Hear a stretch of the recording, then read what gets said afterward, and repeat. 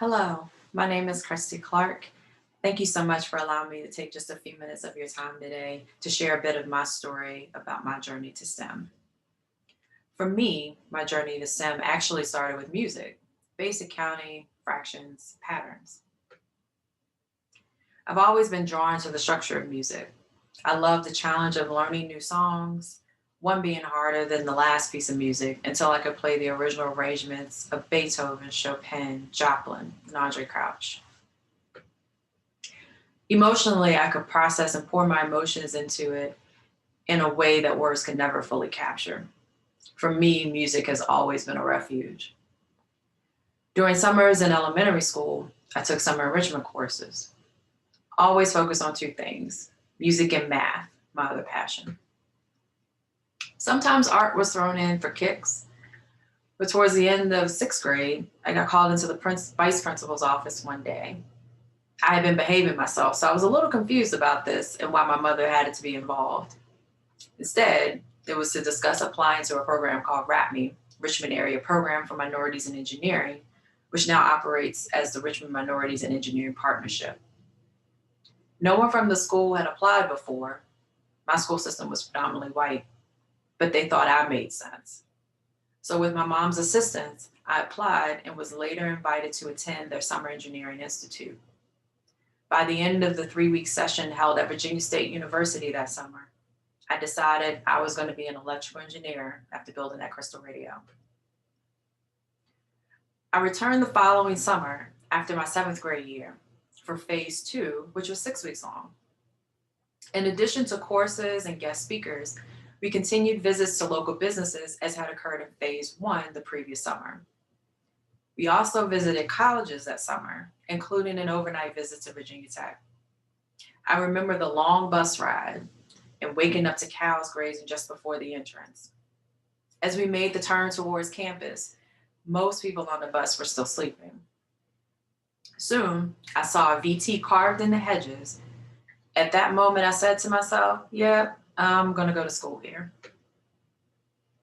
I continued to study hard through junior high and high school, keep up piano lessons, band practices, support various clubs in school, and actively participate in church as an usher and piano player, solo as well as for the male chorus in my late teens.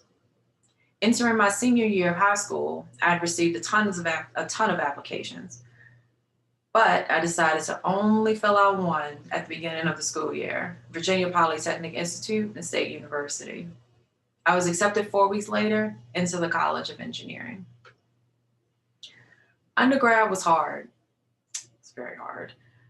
Somewhere between my freshman and sophomore years, I had an advisor suggest that I change majors, but clearly she did not understand who I was. I replied, I came here for an electrical engineering degree. I am graduating in 99 and I am not leaving here without that degree. During spring break of my junior year of undergrad, I interviewed for a summer internship here in Northern Virginia. While navigating near the Capitol Beltway, I looked over at my mom and declared that I was going to work in this area. Coming from a rural area where the I-95 only runs 2 lanes in each direction and there are no stop signs or stoplights, she thought I was a bit nuts. But at the start of my senior year at Tech, I had an opportunity to visit a Lockheed Martin facility in Manassas, Virginia, with my fellow microelectronics lab classmates. We were put up in a hotel overnight and granted a tour of the facility the following day. It was great. I even met one of my mother's high school classmates. Lockheed Martin became my choice of employer by the end of that trip. A few months later, I found myself in DC for a college job fair. I was looking for a summer internship ahead of my very last semester. After having a representative from the National Security Agency literally hand my resume back to me after seeing my GPA, I thought about walking out and just giving up. But then I looked up and saw this lady smiling at me, beckoning me to come over to the table. We chatted a bit. Then she handed me an invitation to return to the DC area to interview for a full-time position a week later. It was February 99, and I was not set to graduate until December of that year. But this didn't matter to the recruiter.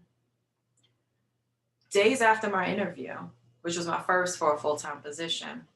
I accepted a job with Lockheed Martin in Northern Virginia. I also secured a summer internship with the Office of Naval Intelligence the same week. This was after filling out paperwork handed to me in a mysterious blue folder while attending a minority job fair at UVA several months earlier. I was just standing there waiting to meet a friend from that summer engineering program that first helped ignite my interest in engineering years earlier. Most people are not going to have things fall into place from a single application or one afternoon of interviews. Faith without works is dead. It's hard, it's about hard work, perseverance, confidence, and paying attention. It was far from easy. There weren't many people pursuing electrical engineering degrees that looked like me. Out of roughly 130 graduates, my class, which was electrical and computer engineering, were combined at that time and would go on to split a few years later. That class included 13 women, which are highlighted: 8 Caucasian, 2 Indian, 1 Nigerian, 1 Hispanic, who, by the way, was the only female in computer engineering that graduated that year, and me. Until I stood in front of a larger print of this class photo, standing next to the other Christy in my class, I did not realize just how small a number we really were. For a broader perspective, the National Science Foundation's 2019 digest indicates that roughly 18% of Bachelor of Science degrees in engineering were obtained by women in 1996. That percentage rose to close to 21% in 2016. While the raw numbers show a steady increase in the number of degrees for women, women are still underrepresented. White males comprise a third of the US population, but make up roughly half of the science and engineering fields. The 2 charts here on the left and the right, the 2 graphs, are a bit deceptive in first in terms of the numbers. So we're going to take a closer look at it. But I wanted to use this to give another perspective on the differences in engineering degrees and answer some general questions about the field itself, and also show just some of the different varieties of engineering paths and disciplines that make up the field. The left side here shows degrees for women, where the left shows for men, and this covers between 2008 and 2018. Just looking at it just to look at it on the face of it, they look fairly similar. But in actuality, for women, on the right here, this top line on both of these graphs is for the top graph here is for mechanical engineers, where they had about 6,000 degrees awarded to women in 2018. But you had roughly 20,000. This is the same kind of brownish line. It's a little hard to tell, but for men, 20,000 degrees were handed out in 2018. According to the US Bureau of Labor Statistics, engineers have a median annual wage of roughly $91,000 per year. And the engineering field projects to have employment growth of nearly 140,000 new jobs over the next decade. Entry-level salaries for new hires out of college currently start between the mid-50 to mid-$70,000 per year range. Computer engineers have the highest starting salaries on average. Then, of course, salaries will go up over time. There is no simple answer to the question of what engineering is like. It really does depend. For me, my degree is in electrical engineering. My favorite classes involve power and wiring diagrams. However, I work in the field of systems engineering and am consumed with requirements documents and specifications, white papers, plans, reports, and never-ending PowerPoint charts, it seems like at times, topped off with emails and meetings, of course. But whether an engineer is hands-on in designing and building tangible things like satellites and stereos, seeking efficient manufacturing process, and all sorts of other things in between, the typical engineer may end up doing a variety of things depending on the discipline they choose and the specific job that they have. So where am I in my STEM journey? Although my line of business was divested from Lockheed Martin in late 2010, then renamed and merged a few times, we're actually starting the process of yet another acquisition activity as we speak. I celebrated 21 years as a Heritage employee just a couple weeks ago, actually, back on the 7th of February. I've held a number of leadership roles on various contracts over the years. Within the last 10 to 11 years, I've served as deputy program manager and program manager, respectively, for 3 programs providing system engineering support, support services, and technical support to government customers. I'm currently the chief engineer for a systems integration program with responsibility for the program's overall technical direction and the integrity of products and customer deliverables. I've held this role now for just over 4 years. The path to my current role wasn't necessarily a straight one. Several years into my career, I started pondering the question of whether I wanted to pursue a technical track or a leadership track.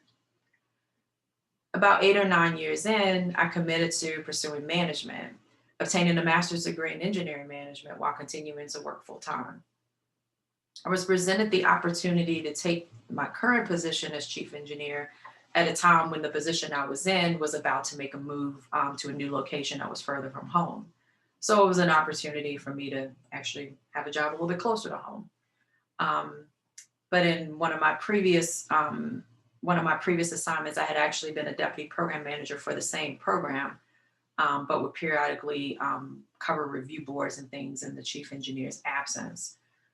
So I'd had some direct experience with aspects of the role before coming into it, but I'm primarily leveraging just the years of experience and technical experience and exposure that I've had and taking on just a number of various assignments and such a variety of customers and different experiences that I've had over the years. I've had instances of being doubted, treated differently, having to work harder to prove myself, given nearly impossible objectives to achieve. Taking on my current role has not always been pleasant, and I was not warmly welcomed by some and arguably bullied at times by others.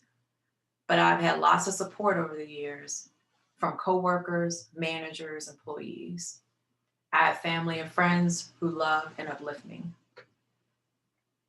My spiritual foundation and the support of my family has kept me grounded. Sometimes it's hard to continue to press on and persist. It's a constant fight to keep the fear of failure and the doubt of others from seeping into my spirit and taking over. It can feel overwhelming to knowing that some people do not expect you to be capable or want to see you fail in order to boost themselves. It can be dispiriting to put your time, energy, and mind into thinking ahead and working hard to help a customer address issues and concerns, only to be deemed as unworthy of your position, even the ones you've already created, shaped, and or grown. What has kept me focused is remembering that I come from some really good stock, and you do too. There are so many who have preceded me, famous and unwritten. These ancestors fought, died, persevered, surviving way more pain and adversity than I'll ever have to know. Those struggles have paved the way for my opportunities.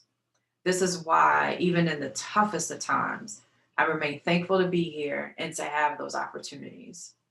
Every morning is another chance to achieve something. I truly hope to see a continued increase in women and minority representation in STEM. Whether you pursue science, engineering, education, psychology, a trade, or the arts, keep interested in your chosen career. You might even choose a couple careers over time, then that's okay too. Stay aware of your world and involved in your community. From James 3:13, live well, live wisely, and live humbly. For all is sham and drudgery, it truly is a beautiful world. I thank you so much for the opportunity to share just a bit of my story with you today. I hope there is something in what I've shared that will help you and carry you through, inspire you, or just have you think about things a bit differently. And as always, go Hokies.